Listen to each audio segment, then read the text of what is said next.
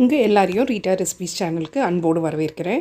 இன்றைக்கி நம்ம வீடியோ என்ன பார்க்க போகிறோன்னு பார்த்தீங்கன்னா, அதுக்கு முன்னாடி ரீட்டா ரெசிபீஸ் சேனலை சப்ஸ்கிரைப் பண்ணிவிட்டு பக்கத்தில் இருக்க பெல் ஐக்கான் அழுத்திட்டு ஆல்ன்ற பட்டனையும் அழுத்துங்க. அப்போ தான் நான் போடுற புது வீடியோஸ் உங்களுக்கு நோட்டிஃபிகேஷனில் வரும். உங்களுக்கு இந்த வீடியோ பிடிச்சிருந்தா கண்டிப்பாக லைக் பண்ணி ஷேர் பண்ணுங்கள். ஸோ தட் எனக்கும் ஒரு மோட்டிவேஷனாக இருக்கும். நம்மளோட குவாலிட்டி ப்ராடக்ட்ஸில் நலங்கு மாவு சேல்ஸ் பண்ணிகிட்ருக்கோன்றது உங்கள் எல்லாருக்கும் தெரியும். நிறைய கஸ்டமர்ஸ் எங்கிட்ட வாங்கி சிஸ்டர் சூப்பராக இருக்குது நலங்கு மாவு அப்படின்னு சொல்லிட்டு ரிப்பீட்டடாக வாங்கினவங்க நிறைய பேர். அதுக்கடுத்ததாக சியக்காய் தூள், செம்பருத்தி தூள், அடுத்தது மருதாணி தூள், ஆம்லா பவுட்ரு எல்லாமே நம்ம ரெடி பண்ணி சேல்ஸ் பண்ணிகிட்ருந்தோம். தலைமுடிக்கும் முகத்துக்கும் இதுவும் நல்ல ஒரு சேல்ஸு, நல்ல ஒரு ரீச் கொடுத்தது கஸ்டமருக்கு. அடுத்ததாக நம்ம செஞ்சது சோப்பு ரெடி பண்ணோம்.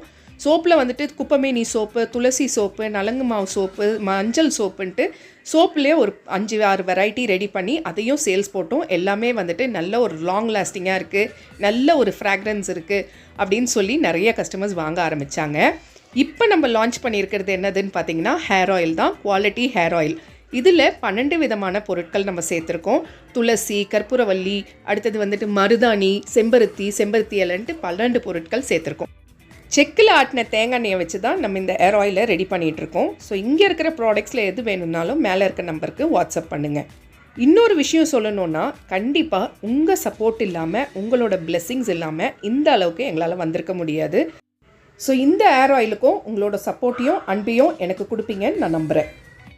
இன்றைக்கான வீடியோவில் நம்ம என்ன பார்க்க போகிறோம்னு பார்த்தீங்கன்னா, இன்றைக்கி சண்டே. ஸோ இன்றைக்கி சூப்பரான மார்னிங் பிரேக்ஃபாஸ்ட் அட்டகாசமாக இட்லி மட்டன் பாயா தாங்க. ஸோ இன்றைக்கி மட்டன் பாயா ரொம்ப சிம்பிளாக ஆனால் செம்ம டேஸ்ட்டாக எப்படி செய்கிறதுன்னு பார்க்கலாம் வாங்க. கடையிலேருந்து ஆட்டுக்கால் வாங்கிட்டு வந்த உடனே நம்ம பண்ண வேண்டியது ஃபஸ்ட்டு திங் என்னென்னா, அந்த கருப்பு கலர் மேலே இருக்கோங்க, அவங்க தீச்சி கொடுக்கறதுல இந்த மாதிரி கருப்பு கலர் இருக்கும். ஸோ அதெல்லாம் கத்தியை வச்சு ஃபஸ்ட்டு ஃபுல்லாக சுரண்டி எடுத்துருங்க. இதோ இந்த மாதிரி இதை சுரண்டி எடுத்துட்ட பிறகு ஒரு 4-5 முறை இல்லை 6 முறை கூட நல்ல தண்ணியில் கழுவி எடுத்துக்கோங்க. ஸோ கழுவிட்ட பிறகு அதுக்கப்புறம் ஒரு ப்ரெஷர் குக்கரில் சேர்த்துட்டு மற்ற ப்ரொசீஜர்ஸ்லாம் ஸ்டார்ட் பண்ணலாம். ஒரு 3 வெங்காயம் பெருசாக கட் பண்ணி அதை நம்ம சேர்த்துக்கலாம். பெரிய வெங்காயத்தை பொடியாக கட் பண்ணிக்கோங்க, அதை சேர்த்துக்கோங்க. ஒரு 4 தக்காளி, மீடியம் சைஸ் தக்காளியை பொடியாக கட் பண்ணி அதையும் சேர்த்துக்கோங்க. காரத்துக்கு ஏற்ப ஒரு 5-6 பச்சை மிளகா, சின்னதாக இருந்தாலும் சரி ஒரு 6 பச்சை மிளகா, பெருசாக இருந்தால் ஒரு 4 பச்சை மிளகா சேர்த்துக்கோங்க.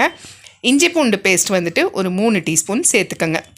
இதெல்லாம் ப்ரெஷர் குக்கரில் அடுப்பில் வைக்காத முன்னாடியே இதெல்லாம் நம்ம செஞ்சிடணுங்க. ஆட்டுக்கால் சேர்த்துட்டு மற்ற இன்க்ரீடியன்ஸ் எல்லாமே நான் சொன்னதெல்லாம் சேர்த்துருங்க. இதை எல்லாத்தையுமே கலந்து விட்டுட்டு குழம்பு மிளகாய் தூள் ஒரு 2-3 டீஸ்பூன் சேர்த்துக்கோங்க. நல்ல காரம் உரைக்கணும். அப்போ தான் நம்ம தேங்காய் போடும்போது காரம் கம்மியாகும். உப்பு கல் உப்பு தான் சேர்த்துக்கிறேன், ஒரு 3/4 டீஸ்பூன் சேர்த்துக்கோங்க. மஞ்சத்தூள் ஒரு 1/2 டீஸ்பூன் சேர்த்துக்கோங்க. இதை நல்லா ஃபஸ்ட்டு கலந்து விட்டுருங்க. வெங்காயம், தக்காளி, இஞ்சி பூண்டு எல்லாமே அந்த காலோட நல்லா மிக்ஸ் ஆகணும். அதுக்கப்புறம் ஒரு 1 டீஸ்பூன்லேருந்து 1/2 டீஸ்பூன் எண்ணெய் ஊற்றிக்கோங்க. ஊற்றிட்டு இப்போ மறுபடியும் ஃபுல்லாக குக்கரை நல்லா கலந்து விட்டுருங்க.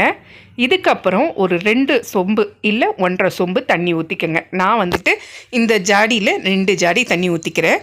ஏன்னா நம்ம தேங்காய் அரைச்சி ஊற்றும் போது குழம்பு செம்ம திக்காயிடும். அதுக்காக 2 சொம்பு தண்ணி ஊற்றிக்கோங்க, மீடியம் சொம்பு ஊற்றிட்டு இப்போ இதை எல்லாத்தையுமே நல்லா கலந்து விட்டுருங்க. உப்பு இந்த டைமில் செக் பண்ணிக்கோங்க. உப்பு கம்மியாக இருந்தால் உப்பு சேர்த்துட்டு ப்ரெஷர் குக்கரை மூடிட்டு அதுக்கப்புறம் கேஸ் ஆன் பண்ணிவிட்டு அடுப்பில் வச்சுருங்க.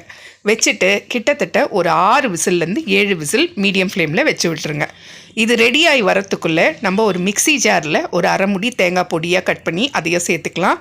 உடச்ச கடலை அதாவது பொட்டுக்கடலை இருக்குது இல்லைங்களா, அந்த பொட்டுக்கடலையை ஒரு கைப்பிடி அளவு சேர்த்துட்டு 1 டீஸ்பூன் சோம்பு சேர்த்துக்கோங்க. கசகசா இருந்தால் கசகசா ஒரு 1/2 டீஸ்பூனுக்கு சேர்த்துக்கோங்க, டேஸ்ட்டு நல்லாயிருக்கும். ஸோ நான் இன்றைக்கி கசகசா சேர்க்கலை.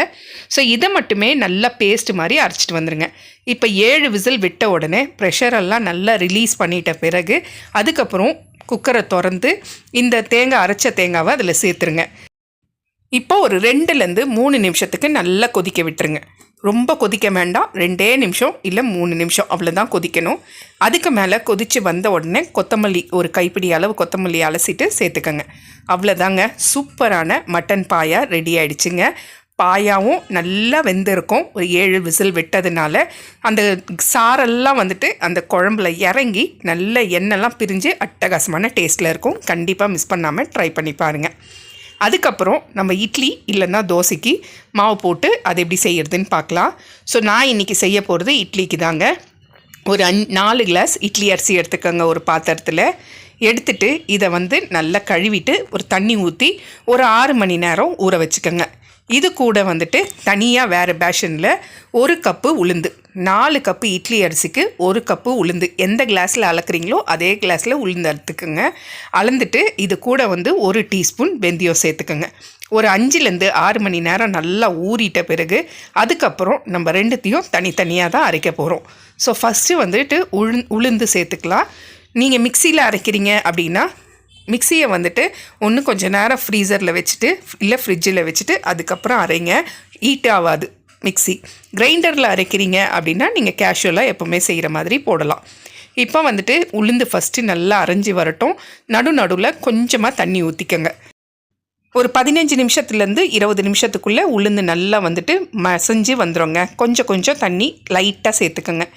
இதுக்கப்புறம் உளுந்து நல்லா அரைப்பட்டுடுச்சு அப்படின்னு சொன்னிங்கன்னா எப்படி கண்டுபிடிக்கிறதுன்னு பார்த்தீங்கன்னா, ஃபஸ்ட்டு வந்து உளுந்து ரொம்ப சாஃப்டாக இருக்கும். அப்படி ஒரு மெத்தடு. இன்னொன்று, ஒரு கப்பில் தண்ணி எடுத்துக்கோங்க. அது கூட வந்துட்டு கொஞ்சமாக மாவு எடுத்து அதில் போட்டு விடுங்க.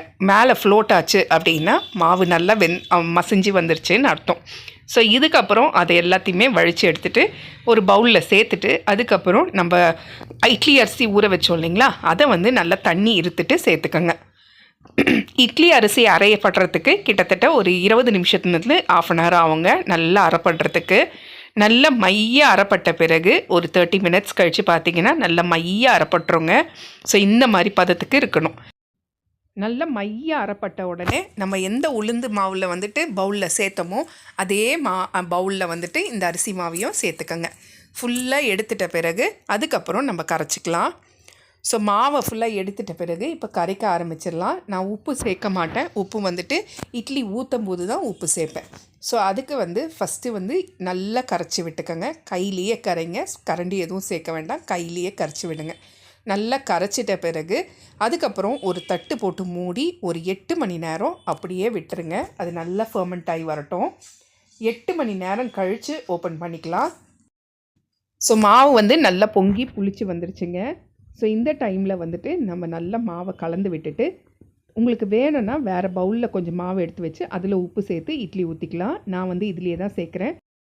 ஒரு டீஸ்பூனுக்கு நான் உப்பு சேர்த்துட்டு மாவை வந்து நல்லா கலந்து விட்டுறேன். அதுக்கு கூட வந்துட்டு ஒரு சொம்பு தண்ணி ஊற்றிக்கோங்க. ஊற்றிட்டு நல்லா கலந்து விட்டுடுங்க. அதுக்கப்புறம் வந்துட்டு நம்ம இட்லி ஊற்ற ஆரம்பிச்சிடலாம். ஃபஸ்ட்டு மாவை வந்து நல்லா கலந்து விட்டுடலாம். இப்போது இட்லி தட்டில் இட்லி குண்டானில் ஃபஸ்ட்டு கொஞ்சமாக தண்ணி ஊற்றி அதை ஸ்ட்ரீமில் வச்சாச்சு. இப்போ இட்லி தட்டில் வந்து கொஞ்சமாக எண்ணெய் தடவிட்டு அதுக்கப்புறம் இட்லி மாவு ஊற்றிக்கலாம். ஸோ இப்போ வந்துட்டு ஃபுல்லாக இட்லி மாவில் எண்ணெய் தடவியாச்சு. அதுக்கப்புறம் மாவு வந்து ஊற்றிக்கலாம். ஒரு கரண்டி மாவு கரெக்டாக இருக்கும். ஸோ இட்லிலாம் ஊற்றிட்ட பிறகு அதுக்கப்புறம் ஏற்கனவே நம்ம ஸ்டீமர் பாத்திரம் வச்சுருந்தோம் இல்லைங்களா, அதில் நல்லா சூடாகிட்ருக்கும். ஸோ வைக்கிறதுக்கு கரெக்டாக இருக்கும். இட்லியெல்லாம் ப்ளேஸ் பண்ணிவிட்டு ஒரு 10 நிமிஷத்துலேருந்து 15 நிமிஷம் மீடியம் ஃப்ளேமில் வச்சுருங்க. அதுக்கப்புறம் இட்லி நல்லா சாஃப்டாக வெந்து வந்துடும். ஸோ அதுக்கப்புறம் நம்ம ஆற வச்சு எடுத்து தட்டை எடுத்துகிட்டு அதுக்கப்புறம் நல்லா ஆற வச்சுட்டு அதுக்கப்புறம் இட்லி எடுத்துக்கலாம். மீடியம் ஃப்ளேமில் ஒரு 10 to 15 மினிட்ஸ் ஆகிடுச்சு. இப்போ வந்துட்டு இட்லியும் நல்லா வெந்திருக்குங்க. ஸோ இந்த டைமில் லைட்டாக தண்ணி தெளித்து பாருங்கள். கையில் ஒட்டலை அப்படின்னா மாவு நல்லா வெந்துருச்சு. இட்லி நல்லா சாஃப்டாக வரும். ஸோ ஸ்ட்ரீமர்லேருந்து இட்லி பிளேட்ஸ் எடுத்து வெளியே வச்சுட்டு லைட்டாக தண்ணி தெளித்து விடுங்க. சீக்கிரம் ஆறிடும். அதுக்கப்புறம் அதை எடுத்து ஒரு பிளேட்டில் சர்வ் பண்ணிக்கலாம். நல்ல செம்ம காம்பினேஷனாக இட்லியும் பாயாவும் அட்டகாசமாக இருக்குங்க சாப்பிட்றதுக்கு. கண்டிப்பாக மிஸ் பண்ணாமல் ட்ரை பண்ணி பாருங்கள். எத்தனை பேருக்கு இந்த காம்பினேஷன் பிடிக்குன்றதையும் கண்டிப்பாக கமெண்ட்டில் சொல்லுங்கள், நானும் தெரிஞ்சுக்கிறேன். ஸோ அவ்வளோதான், சூப்பரான இட்லியும் மார்னிங் பிரேக்ஃபாஸ்ட்டுக்கு சுட சுட இட்லியும் கூட சேர்ந்து மட்டன் பாயாவும் ரெடி ஆகிடுச்சு. கண்டிப்பாக நீங்களும் வீட்டில் செஞ்சு பார்த்துட்டு எப்படி இருந்துச்சுன்னு கமெண்ட்டில் சொல்லுங்கள். அவ்வளோதான், சூப்பரான இட்லியும் மட்டன் பாயாவும் ரெடி ஆகிடுச்சு. இதை செஞ்சு பார்த்துட்டு இந்த வீடியோ பிடிச்சிருந்தா ஒரு சின்ன லைக் கொடுத்துட்டு உங்கள் ஃப்ரெண்ட்ஸ் அண்ட் ஃபேமிலிக்கு இந்த வீடியோவை ஷேர் பண்ணுங்கள். ஸோ தட் அது எனக்கு ஒரு மோட்டிவேஷனாக இருக்கும்.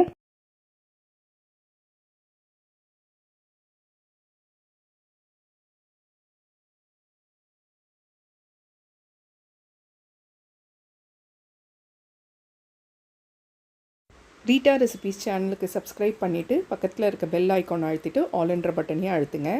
அப்போ தான் நான் போடுற புது வீடியோஸ் உங்களுக்கு நோட்டிஃபிகேஷனில் வரும்.